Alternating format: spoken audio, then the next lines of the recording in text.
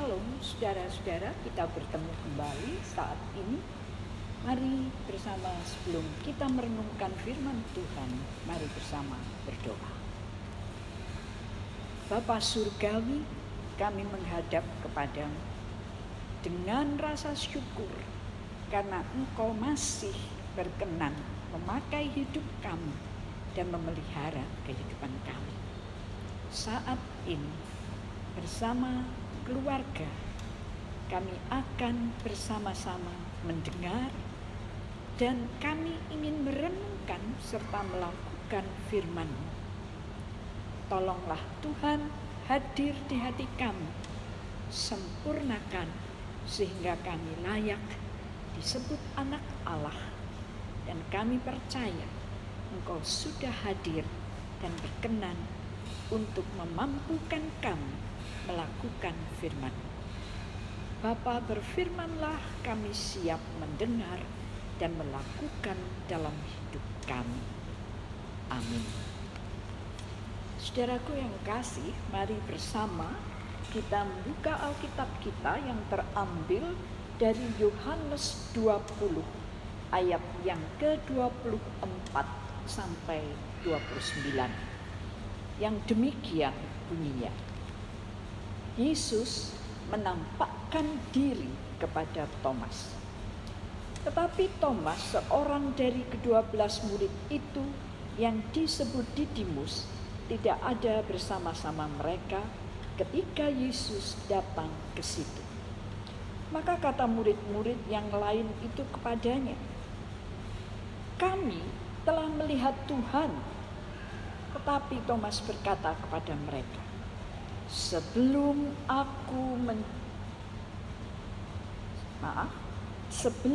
aku melihat bekas paku pada tangannya, dan sebelum aku mencucukkan jariku ke dalam bekas paku itu, dan mencucukkan tanganku ke dalam lambungnya, sekali-kali aku tidak akan percaya.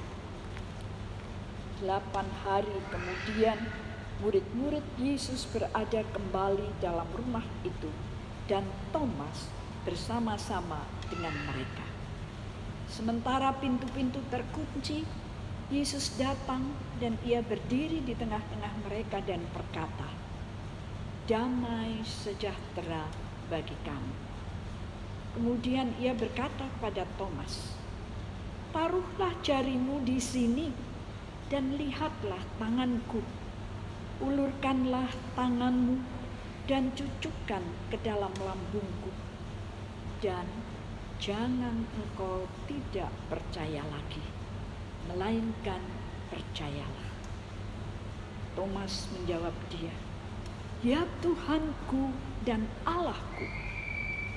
Kata Yesus kepadanya, "Karena engkau telah melihat aku, maka engkau percaya.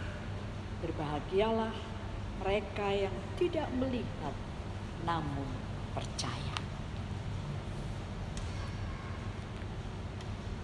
Saudara-saudaraku yang kasih dalam Kristus, tema untuk Sabda Tuhan kali ini yaitu klimaks kebimbangan menjadi percaya. Saudara-saudara yang dikasihi Yesus Kristus, kita bersama-sama baru memperingati Paskah atau kebangkitan Yesus Kristus. Hal ini pasti menjadi satu pertanyaan, bahkan perdebatan bagi setiap orang. Bahkan perdebatan ini pun juga terjadi di antara murid-murid Yesus. Mungkin Bapak Ibu yang seusia saya atau bahkan agak-agak muda sedikit pernah mendengar satu nyanyian atau mainan pada masa kita masih kecil. Di situ dikatakan begini, saya sitir sedikit saja ya, yang mengatakan, "Wong mati ora ubah, yen ubah medeni bocah." Ini terkenal sekali lagu ini pada saat saya masih kecil. Nah, saudara-saudara, apa artinya? Semua orang tentu mengerti bahwa orang yang mati tentu sudah tidak bisa bergerak lagi. Orang mati tidak bisa berinteraksi kembali. Mungkin kalau hal ini terjadi, Bapak Ibu mengalami ada orang yang sudah mati bergerak, mungkin kita takut, mungkin bahkan kita bisa lari tunggang langgang. Nah, saudara-saudara, kalimat ini sungguh-sungguh terjadi. Apa yang terjadi? Saudara, sabda Tuhan hari ini berbicara tentang Thomas yang tidak percaya atas kebangkitan Yesus Kristus. Padahal Thomas adalah murid Tuhan. Saudaraku, ketika Yesus menampakkan diri pada para murid, Yesus menawarkan kepada Thomas untuk mencucukkan jarinya dari lubang bekas paku sesuai dengan syarat yang diajukan oleh Thomas pada ayat 25. Tapi saudara, pada saat dia ditegur Yesus, Thomas sadar dan dia membuang semua syarat yang sudah diajukan itu. Dan dia berseru pada ayat yang ke-28. Ya Tuhanku dan Allahku. Saudara-saudara, seruan ini sangat jelas menyatakan pengakuan iman percayanya bahwa Yesus adalah Tuhan dan Allah yang sudah bangkit. Ternyata Thomas adalah orang pertama yang secara jelas dan tegas bahwa Yesus benar-benar bangkit. Saudaraku, pengakuan Thomas ini mungkin menyatakan bahwa percaya bukan bisa timbul begitu saja. Percaya seringkali harus kita minta bukti. Kalau tidak ada bukti, bisakah kita percaya? Tidak semua orang, saudara-saudara. Pada ayat yang ke-29, karena engkau telah melihat aku, maka engkau percaya. Berbahagialah mereka yang tidak melihat, namun percaya. Saudaraku, percaya memang tidak terjadi dalam proses perkembangan waktu. Percaya tumbuh bisa melalui tahap-tahap. Mungkin dalam saat saudara-saudara mengalami ketakutan,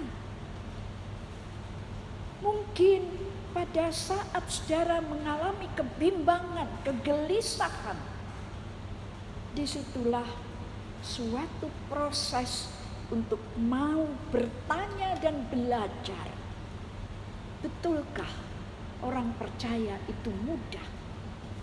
Namun saudara, Thomas mempunyai suatu perubahan drastis. Klimaks kebimbangan menjadi percaya. Saudara, ternyata seumur hidup kita masih harus mau belajar, masih harus mau bertumbuh di dalam percaya kita kepada Allah. Yesus Kristus bangkit untuk menjadi pemegang segala kuasa Allah di surga dan di bumi. Percaya tidak mudah, namun di dalam kita meyakini, iman kita berbicara dan kuasa Roh Kudus memampukan kita di dalam klimaks kebimbangan menjadi percaya. Yesus Kristus benar-benar bangkit.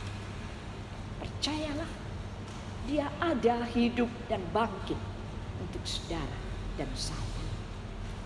Amin. Mari saudara kita berdoa. Terima kasih Bapa atas firman yang boleh kami dengar. Terima kasih atas kasih-Mu, atas pengorbanan-Mu. Namun Engkau kuasa, Engkau bangkit untuk membangkitkan iman percaya kami makin kokoh kepadamu. Kiranya firman ini makin menguatkan kami dan kami ingin selalu dekat dengan Engkau.